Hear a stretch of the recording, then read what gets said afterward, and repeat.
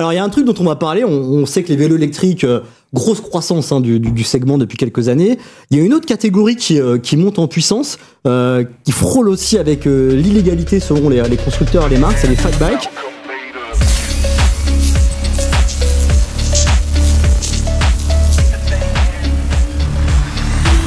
Alors on va voir un peu ce que ça signifie. On sait que voilà, aux Pays-Bas, il y a eu des polémiques. Parle-nous un peu de ce sujet-là en contextualisant, etc. Mathieu, let's go. Oui, tout à fait. Justement, on parlait des Pays-Bas tout à l'heure, qui étaient avancés sur l'infrastructure. Ils sont également avancés en termes de culture vélo, tout simplement. En fait, ça fait plus de 50 ans qu'ils ont vraiment développé cette culture vélo. Ça date des années 70. Et du coup, en fait, cette culture vélo, ça a donné en fait des tendances déjà sur le vélo électrique qui étaient plus précoces que ce qu'on connaissait en France. Et aussi d'autres tendances qui sont apparues et en lieu, donc ici, les fat bikes. Donc c'est vraiment les Pays-Bas qui a donné un peu cette première tendance en Europe. Et les fat bikes, en fait, pourquoi ça donne un problème? Parce qu'en fait, c'est un type de véhicule qui commence à faire débat, en fait, au niveau, que ça soit dans les médias, que ça soit au niveau on va dire sociétal et même dans les médias. Alors, pourquoi ces vélos entraînent une polémique? C'est parce que déjà, en fait, ça entraîne une culture très différente. C'est des véhicules qui sont différents, en fait, visuellement. En quoi ils sont différents visuellement? Si tu peux nous décrire un peu la tronche d'un fat bike, comment on le reconnaît, quoi, tu vois? On le reconnaît parce qu'en fait, fat bike, ça vient de fat tires bike, c'est-à-dire vélo à grosses roues, à gros pneus. Et donc, c'est ça qui les différencie en premier lieu. Alors après, il y a des différences, on va dire, stylistiques. C'est ça qui aussi attire une autre part de gens, des gens qui vont être amenés au vélo, parce que ça ressemble des fois à des petites motos. Des petites motos, ça attire le côté un peu... Voilà, ça ressemble à des motos vintage, ça aspire un peu du scooter. Voilà, il y a des petits codes qui sont empruntés à d'autres types de véhicules. Et ça attire une autre catégorie de gens qui vont rouler avec ça. Mais c'est pas en fait le problème principal, parce qu'on n'a rien contre ce type de véhicule. Ça reste un vélo électrique comme un autre vélo électrique. Tout simplement, en fait, hors le style, en fait, ça reste un VAE, un vélo assistance électrique, qui fonctionne avec le même type de moteur, le même type de composants, etc. Donc ça reste dans la même catégorie de véhicules électriques, vraiment. Et il y a des problèmes. On a beaucoup suivi l'affaire sur Frandroid, on a beaucoup écrit dessus depuis, je dirais, août-septembre. Il y a eu un vrai débat public autour des fat bikes. Aux Pays-Bas, il y a une raison très simple, c'est la facilité de débridage, si j'ai bien compris. Oui, c'est la facilité de débridage et en fait, ça a été déjà apporté par un média. En fait, c'est par là que c'est arrivé en même temps que d'autres. Mais il y a un média qui s'appelle RTL News qui a fait une enquête sur un modèle en particulier, c'est un QM Wheel. Donc on le voit ici à l'écran. C'est ce qu'on voit à l'écran. Voilà. Et en plus, il est à Amsterdam, donc c'est vraiment aux Pays-Bas. Et on le voit ici, en fait, c'est un modèle qui était très facilement débridable. Donc en fait, une petite manipulation et ça permet juste d'aller au-delà des 25 km/h. Donc en gros, tu as ton application, en un bouton, tu appuies dessus et ça passe au-dessus de 25, etc. Voilà, c'est très très facile. Okay. Voilà, c'est ça. Vous, les gars, vous avez déjà conduit des fat bikes ou alors vu, oui. Conduite, toi, t'as déjà conduit un fat bike? Moi, j'en ai conduit plusieurs. Ouais. Alors, un qui était notamment illégal, dont je l'ai taclé en vidéo. Parce que ce qui était très drôle, c'est que justement la personne qui voulait faire la sponsor avec moi m'avait envoyé le vélo et elle me disait mais c'est bon et tout, nickel, il y a des influenceurs qui ont déjà parlé de ce vélo et tout. Et donc moi je regarde les specs et tout. En fait le problème c'est que les specs n'étaient pas encore sortis en Europe. Okay. Le vélo n'était pas encore sorti. Et donc moi en regardant la documentation du vélo, je fais il y a un truc qui est bizarre et je vois effectivement là qu'il a un moteur de 1000 watts. Je vois qu'il a une grosse puissance, etc. Et qu'il est facilement débridable. Je fais, ah oui, donc il y a un problème. Et donc, du coup, je l'ai taclé dans une vidéo en disant, voilà, les engins illégaux qui arrivent en France. Donc, j'en profitais de ça. Mais au-delà de ça, j'en ai un autre. Aussi un fat bike, mais là qui a 2 places, parce qu'initialement cette marque je l'avais contactée parce que je souhaitais un vélo à 2 places pour pouvoir me déplacer avec ma compagne. Et moi je trouve qu'il y a quand même un intérêt à ce mode, c'est de pouvoir d'avoir un passager aussi bien qu'un long tail pourrait le faire, et c'est aussi un gros avantage pour le pavé ou pour la sortie de route. Évidemment, que n'a pas que n'a pas forcément d'autres vélos. Au-delà de ça, moi, ça m'intéresse absolument pas le côté sportif, le côté rapide. Oui. Et c'est aussi pour ça que le fat bike en lui-même a énormément de contraintes. On peut pas pédaler avec un fat bike, ça a très peu d'intérêt. On peut pas régler la selle. Généralement, c'est un truc qui est à niveau sur l'image qu'on a montré tout à l'heure. La facilité de pédalage, de pilotage n'est moins bonne que... Tu te niques les rotules. Voilà. Si vraiment tu essayes de pédaler avec ça, c'est juste tu fais semblant quoi, pour entraîner le moteur, mais la plupart du temps en plus ils ont une manette, les fat bikes. Donc c'est vraiment pas fait pour pédaler. C'est vraiment un truc qui vient remplacer un scooter, une moto, une voiture. Alors pourquoi pas si on peut déplacer un mode vers un autre, mais encore faudrait-il que ça soit respectueux envers les autres usagers, que ça représente pas un réel risque. Donc que ça soit une vitesse qui soit OK. Tu parles de risque, c'est intéressant. On l'a vu du coup aux Pays-Bas, on s'est rendu compte que les fatbikes étaient trop facilement débridables. Ça crée du risque parce que du coup ils peuvent rouler jusqu'à 45 km/h sur des pistes cyclables, c'est pas possible pour les usagers. Il y a eu des mobilisations, il y a eu des décisions qui ont été prises là-bas. Qu'est-ce qu'ils ont fait les autorités hollandaises? Ils ont réagi face à cette montée en puissance des fatbikes. Oui, complètement, parce que là on disait justement sur ces modèles, on dit il vient d'Asie justement, et c'est en partie de là où viennent en fait les fatbikes. C'est vraiment par là que ça vient, et comme c'est des marques qui sont en dehors de l'Union européenne, c'est des marques qui ne respectent pas forcément la législation en vigueur qu'on a chez nous. Donc on peut les rappeler vite fait. Donc c'est déjà les 25 km/h de bridage, le bridage du moteur à 250 watts de puissance continue. Et la troisième, c'est l'absence d'accélérateur. Justement, ce que disait Altis, la facilité de pédalage. Il y en a beaucoup qui utilisent des accélérateurs pour aller à 25, voire même au-delà, ce qui est encore pire. Et donc le gouvernement en fait néerlandais s'est saisi de ça et l'a vu très très vite. En fait, il y a beaucoup de modèles qui sont illégaux, et donc ils ont saisi énormément de modèles. On estime à peu près qu'il y a 40 000 fatbikes qui ont été vendus ces dernières années aux Pays-Bas. Ils en ont saisi 16 500, donc c'est quand même énorme. Et surtout pour un pays qui a beaucoup moins de population que chez nous, donc c'est quand même un énorme chiffre pour ce marché. Donc c'est une importante saisie, et au-delà de ça, on parlait aussi du fatbike sur les pistes. Aussi, ils sont au devant aussi de pas mal de choses. Ils ont même des pistes qui sont dédiées pour les cyclomoteurs, pour les fatbikes, même des petites voitures qui sont de type Citroën Ami. Et donc ces fatbikes, en fait, ça apporte des gens qui ne sont pas aussi conscients de la route. On disait tout à l'heure avec Altis. Ça amène des jeunes, beaucoup de jeunes qui ne sont pas forcément conscients des règles de la route, des gens qui venaient de la moto, du scooter, et qui n'ont pas forcément les règles, en fait, les codes de la piste cyclable. Et donc, ils arrivent sur des pistes cyclables avec des vélos qui sont illégaux, qui vont au-delà de la vitesse de 25 km/h, et donc qui créent des disruptions, en fait, sur ces pistes cyclables. Et c'est de là, en fait, qu'est né, en fait, le vrai problème de ces fatbikes. Amsterdam, on voit qu'il y a une vraie chasse aux fatbikes. Du coup, ça arrivait même sur le domaine politique. Il y a des propositions de loi qui ont été faites de la part de certains partis pour essayer de légiférer directement sur les fatbikes aussi, me semble, aux Pays-Bas. Ah oui, tout à fait. Donc en fait, à Amsterdam, alors il y a une chasse un peu aux fatbikes quelque part.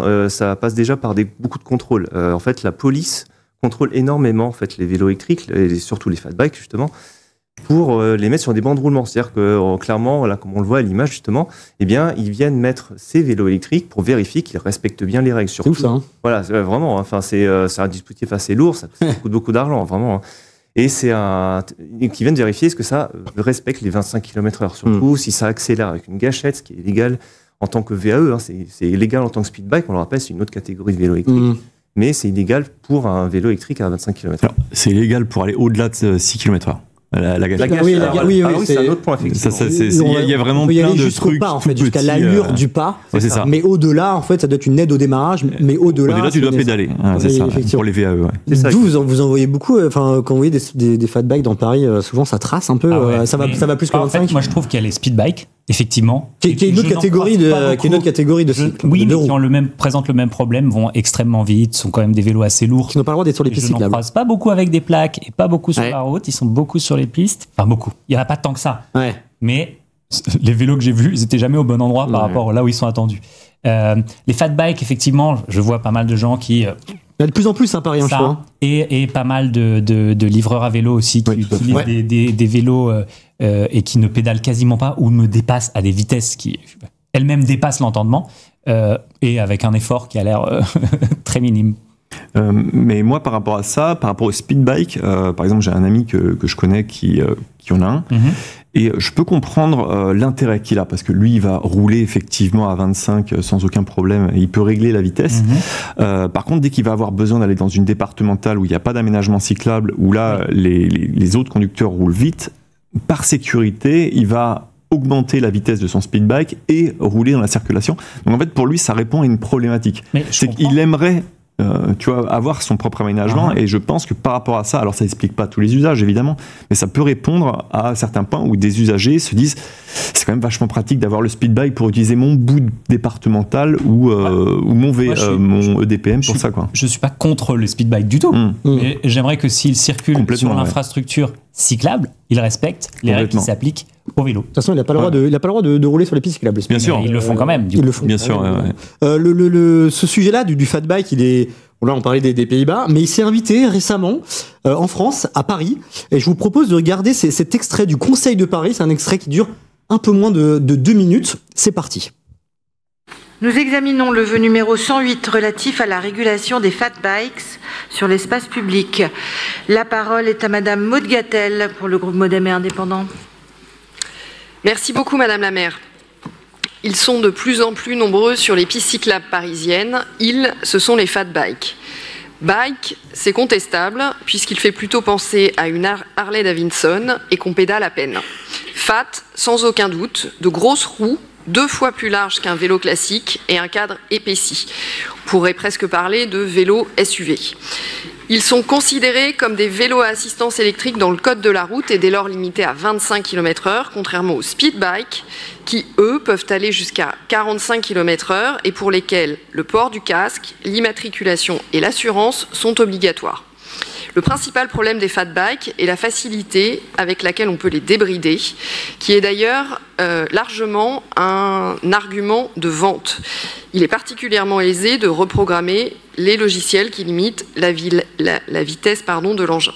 Résultat, les fat bikes se transforment en speed bike, mais sans les obligations qui vont avec, soit des bolides lancés à 30 ou 45 km/h, créant des conflits d'usage et des situations particulièrement accidentogènes, notamment pour les autres usagers de la piste cyclable et pour les piétons. Comme ils peuvent être une aide appréciable pour certains utilisateurs compte tenu de leur stabilité en temps de pluie, je pense notamment aux livreurs, l'idée n'est évidemment pas de les interdire, néanmoins ne laissons pas l'anarchie s'installer comme ce fut le cas avec les trottinettes. Des collectivités territoriales en France, mais aussi en Europe, et je pense notamment à Amsterdam, se saisissent actuellement de ce sujet. Il est donc urgent que notre ville en fasse de même et assure la régulation nécessaire pour ne pas que les conflits d'usage et les situations accidentogènes ne s'installent. Je vous remercie. Qu'est-ce qu'on en pense? Bon, alors, parfois, il y a des trucs un peu tirés par les cheveux, etc., des petites, Harley Davidson, je sais pas quoi. Mais voilà, pareil, ça parle d'anarchie comme les trottinettes. On en est pas encore à là, mais il y a des choses à dire et des choses à retenir un peu de cette intervention au Conseil de Paris d'une élue quand même. Non, effectivement. Et puis, d'ailleurs, le maire adjoint qui est dédié aux mobilités, David Belliard, a rebondi aussi sur ce sujet lors de ce conseil qui a eu lieu le 11 octobre dernier. Et également, ils ont fourni quelques réponses. Enfin, on n'a pas parlé, mais aussi Amsterdam a déjà fait des propositions de loi aussi pour réguler ce genre de fatback. Il y a tout un débat qui commence à naître, mais ils l'ont aussi au débat depuis plusieurs années, depuis plusieurs mois maintenant, surtout sur ce problème aux Pays-Bas. C'est finalement de définir aussi c'est quoi un fatbike, c'est quoi un vélo débridé quelque part. En fait, il y a les catégories se chevauchent un peu. C'est pas que le fatbike, c'est pas que les vélos débridés. Il peut y avoir vraiment des interconnexions entre les trois. On peut même ajouter les trottinettes électriques qui sont aussi abordées dans ce Conseil de Paris. Donc au final, en fait, c'est la question plus globale en fait du véhicule électrique débridé quelque part. En fait, la problématique ici, je trouve qu'elle se focalise sur les fatbikes, mais comme tu l'as dit, il n'y a pas que des fatbikes électriques qui sont débridés. Tu as d'autres vélos électriques non fatbikes qui sont débridés. Tu as des trottinettes électriques qui sont débridées.